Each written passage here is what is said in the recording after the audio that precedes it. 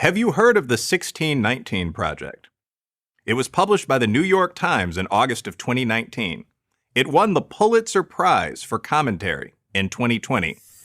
Its thesis: the United States was founded in 1619 when the first slave was brought to North America. Wait, that brings up some questions. What happened to 1776? To July 4th? The Declaration of Independence? George Washington, Thomas Jefferson, and James Madison? According to the 1619 Project, the Founding Fathers pushed for all that life, liberty, and the pursuit of happiness stuff to protect their slave holdings. Independence from England? That was just a smokescreen.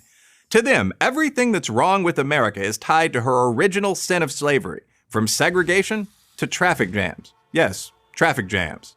For the 1619 Project authors, racism is not a part of the American experience. It is the American experience. Is this true? Let's look at three of the project's major claims. 1. Preserving slavery was the real cause of the American Revolution. If you asked the founders why they no longer wanted to be a British colony, they would have given you a long list of reasons. Taxation without representation, conflicts over debts from the French and Indian War, and the Stamp Act would be just a few. Probably most important was the burning desire to be free, to chart their own destiny as a sovereign nation.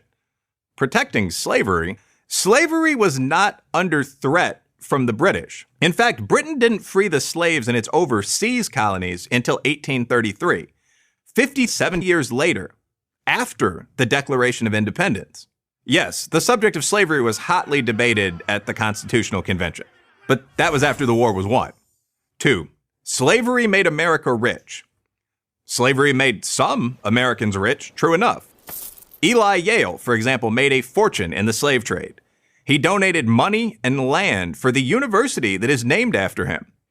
But the institution of slavery didn't make America rich. In fact, the slave system badly slowed the economic development of half the country. As economist Thomas Sowell points out, in 1860, just 1 year before the Civil War began, the South had only 1/6 as many factories as the North. Almost 90% of the country's skilled, well-paid laborers and professionals were based in the North. Banking, railroads, manufacturing, all were concentrated in the North. The South was an economic backwater.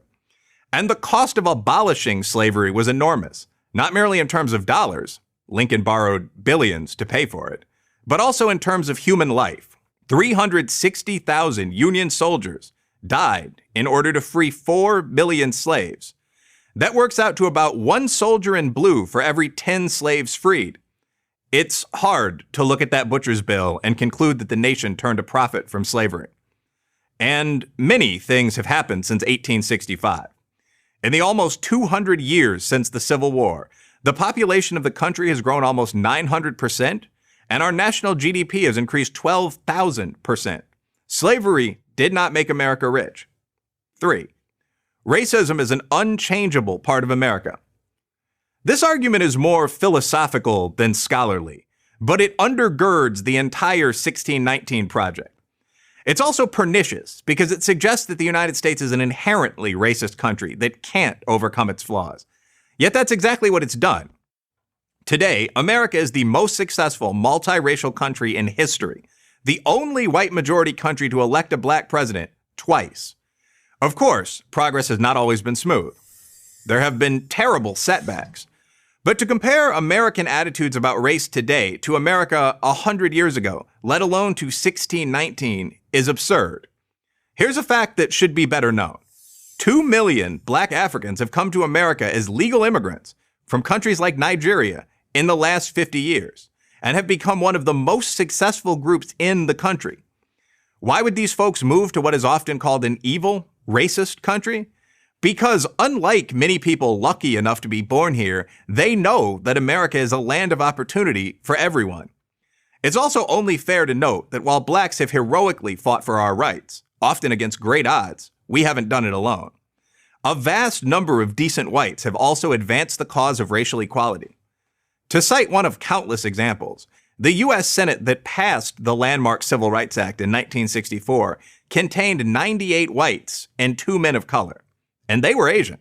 The great black leaders of the past — Harriet Tubman, Frederick Douglass, Booker T. Washington, Martin Luther King never lost faith in America's promise that all people are created equal. None of them believed that racism was America's defining characteristic. They were right. Shortly after the 1619 Project was published, a group of distinguished historians, almost all on the left, wrote a public letter condemning the work. They called it a displacement of historical understanding by ideology. They were right too. I'm Wilfred Riley, Associate Professor of Political Science at Kentucky State University for Prager University.